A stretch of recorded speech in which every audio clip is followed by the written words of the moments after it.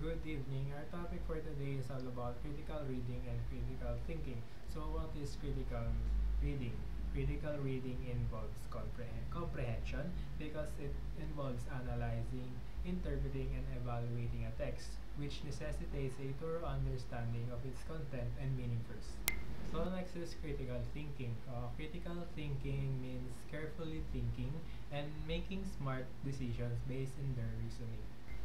So, example of critical reading and critical thinking is I saw a post about this specific senator candidate.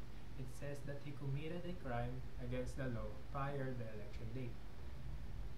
And in this post, it stated that we should not vote for this candidate. As a person who thinks first about the situation, I should look on that matter first before believing the judgment about the senatorial candidate. That is how critical thinking works. So how critical thinking and critical reading are related and how they work together. So critical thinking and critical reading works together because critical reading provides the foundation for critical thinking, while critical thinking helps refine and improve the reading process. Now, there is still a distinction between critical reading and critical thinking, even though they are both related. So, the usefulness of the distinction lies in its reminder that we should not read each text on its own merit by not imposing our prior knowledge or views on it while we evaluate the ideas as we read. So, remember that to think critically is to learn and relearn actively, and that is the only possible if we keep our mind open for new information. Reading critically, verifying and validating the text. Certain tasks must be done when performing critical reading, regardless of the nature of the text and the type of topic involved. A reader must, one, address a specific topic. It means clearly focus in the one subject to avoid confusion. For example, the research paper is all about science. We can only focus on a science matter. Second is define term clearly.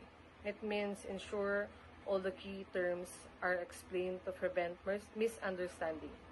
For example, as criminology student, if someone asks me what is criminology, a simple answer it, criminology is the study of crime and criminal behavior. Third is present logical and object evidence. It means use facts and data that are reasonable and unbiased to support claims. Example, based on Pag-asa, the heat index upon up to 47 degree in Quezon City. The facts based on the satellite measure. Third is account for common knowledge. Acknowledge wide accept information to establish a foundation. Example, most of the scientists agree that greenhouse gases like carbon dioxide contribute to global warming. Fifth is show causes preceding effect, meaning demonstrating that the cause logically leads to their effect. Example, it rained heavily all night. That's why the streets were flooded in the morning. 6. Draw conclusion based on logic. Ensure that conclusions are supported by sound, reasoning, and evidence.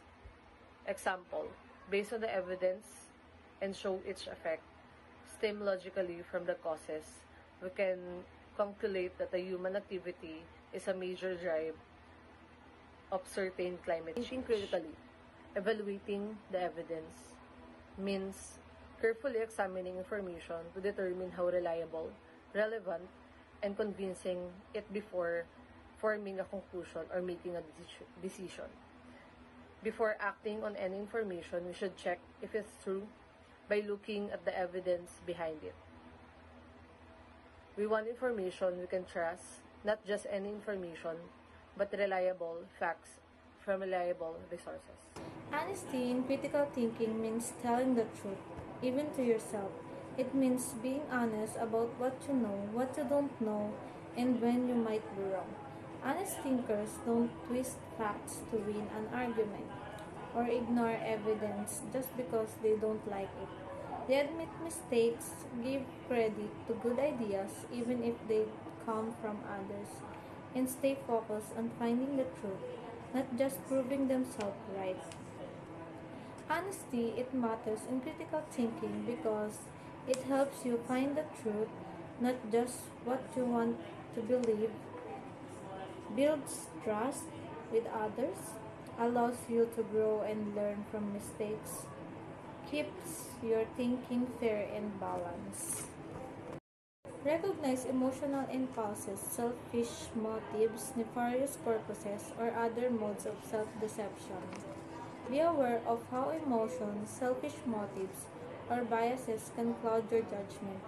Ask yourself if you're being fair and rational or just reacting emotionally. Recognize your feelings for what they are, not what want them to be. Recognize what we feel for what they are and not for what we want them to be.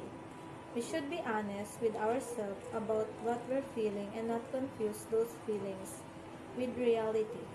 Sometimes we feel strongly about something and want it to be true, but just wanting it doesn't make it real.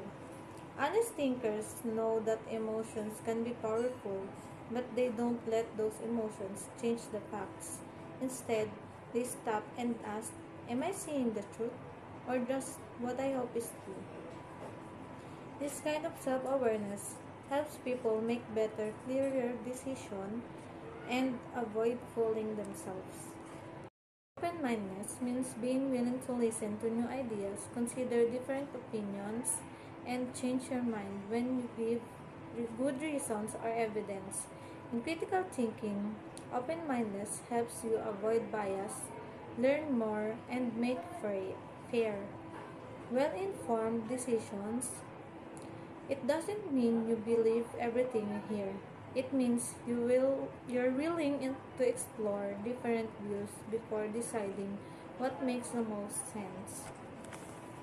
Open-mindedness, it matters in critical thinking because it helps you avoid one-sided thinking, encourages better problem solving, allows you to learn from others, keeps you from making quick or unfair judgments. Evaluate all reasonable inferences. This means that before you make a decision or form an opinion, you should take time to think carefully about all the possible reasons something might have happened or all the possible outcomes. Don't just assume the first thing that comes to your mind is correct. Try to stay open minded, even if an idea feels uncomfortable or goes against what you believe. Good thinkers look at different sides of a situations, ask questions, and think about different explanations before deciding what makes the most sense. Set aside biases when analyzing and evaluating information. This means that when you're looking at information or listening to someone's opinion, you should try to be fair and not let your personal beliefs or feelings get in the way. Sometimes we agree with something just because it matches what we already believe, or we ignore something just because we don't like who said it. But to think clearly and make decisions, we need to judge the facts and arguments honestly, even if they go against our own views. Consider a variety of possible viewpoints or perspectives. When you're learning about something or making a decision, it's important to listen to different opinions and ideas, not just your own. Other people might see things in a way you haven't thought about. When you feel, take time to understand their views. You learn more and avoid thinking in a narrow or one-sided way. It helps you see the bigger picture and make better choices. Remain open to alternative interpretations. You should stay open-minded, especially when new information appears. Sometimes you might think you understand something, but new facts can show a different reason or meaning. Instead of sticking to your first idea just because it's familiar, be willing to change your mind. Good thinkers are flexible. They learn and adjust when they find better explanations.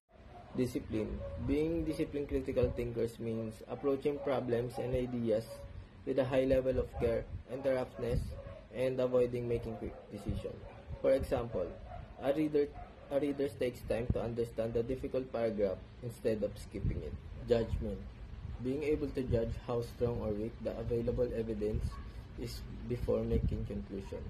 For example, a voters researches or candidate platforms and pass action before choosing who to support. Critical thinking by a critical reader allows us to monitor our understanding as we read. Critical thinking by a critical reader means actively engaging with the text instead of passively accepting what it says. It allows us to monitor our understanding as we read, which means we constantly check if you truly grasp the ideas and can evaluate their quality and relevance. In short, critical thinking by a critical reader means you're not just reading, you're thinking with the text. You understand better because you stay mentally active, alert, and questioning as you read. Rationality refers to the quality of being based on clear thoughts and reason or making decisions based on clear thoughts and reason. Rational thinking involves using evidence, logic, and structured thinking to come to conclusions. For example, if you're deciding which job offer to accept, a rational approach would be to compare salaries, work culture, and your personal goals, not just to go with a gut feeling or choose based on peer pressure. Another example of rational people aim to keep their beliefs and actions consistent with each other. If someone values honesty but lies to get ahead, that's irrational. They're acting against their own principles. Self-awareness is the understanding of one's own thoughts, feelings, actions, and behaviors and how they impact others. Self-awareness is the ability to recognize and understanding your own inner world, your thoughts, your emotions, motivations, and behaviors.